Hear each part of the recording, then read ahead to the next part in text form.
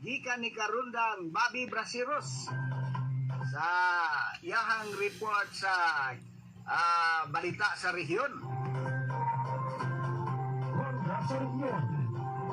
Nga matod pa 10th ID Commander nanawagan og mas maayong mga leader, mas lig-on nga mga kauban sa serbisyo. Karundang Bobby, ihandos mo.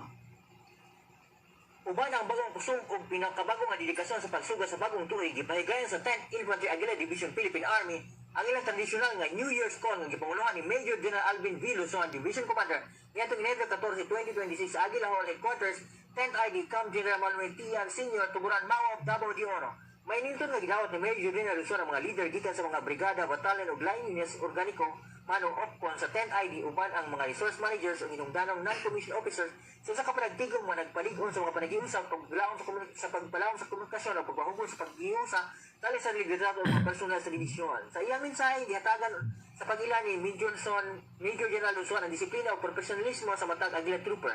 Gikan sa mga naka sa frontline hangtod sa mga nagdumala sa hinungdanong suporta nga mga bulahaton iyang giisgutan ang mga leksyon sa tuig 2025 o gipadayag ang iya pagsalig sa kandang sa divisyon alang sa 2026 ug sa mga sunod pang mga tuig nga gispesiyugda nga ang dedikasyon teamwork ug profesionalismo sa matag miyembro mas gihapon ang pundasyon sa kusog kriminalidad ug serbisyo sa divisyon alang sa katawhang Pilipino.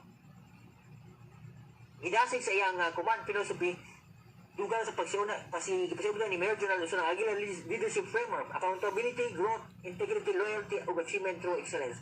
Isip giya sa matag desisyon ug aksyon sa divisyon. Iyang saling usab ang tanang personel sa iyang padayon nga pagpanguno nga may patas sa pagtatan, transparensiya ug lig-on nga determinasyon sa tibuok niyang termino.